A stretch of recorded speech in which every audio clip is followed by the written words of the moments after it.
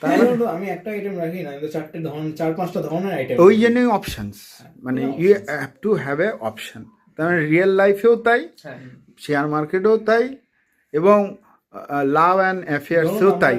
ধরুন আমার কেন এখানে আমি একটা জায়গায় পড়ছিলাম যে প্রেমে তুমি যে প্রেম করে বিয়ে করেছো, তাহলে কি 4টে প্রেম করতে হবে? না 4টে প্রেম না, তুমি ধরে রাখো পেসিমিস্টিক থিঙ্কিং যে আমার সঙ্গে অ্যাডজাস্টমেন্ট হবে না।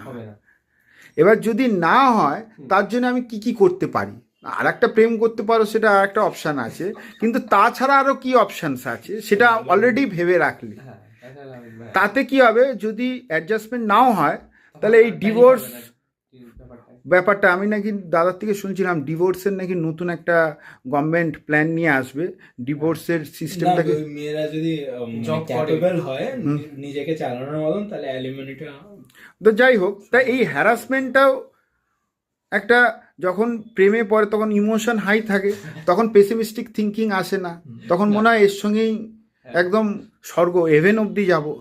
তো সেটা তো হয় না জেনারেলি, হয় কি হয় না, তো হতে পারে স্যার, এমন বলুন না, হয়ও, কিন্তু ভেবে রাখতে হবে হয় না। স্ট্যাটিস্টিক্যালি দেখা যাচ্ছে ফেলিওরই বেশি। ইনস্টাগ্রামে যাবে এই রিলটা না, এটা লম্বাটে হচ্ছে, রিল ঠিক হচ্ছে না, তো সেটাই হচ্ছে বিষয়। আর দ্বিতীয় কথা হচ্ছে, তোমার মনে কি হয় যে ছোটবেলার থেকে শেখানো উচিত রিস্কের প্রোফাইলিংটা, মেন্টালি তৈরি হওয়া, মেন্টালি তৈরি হওয়া উচিত।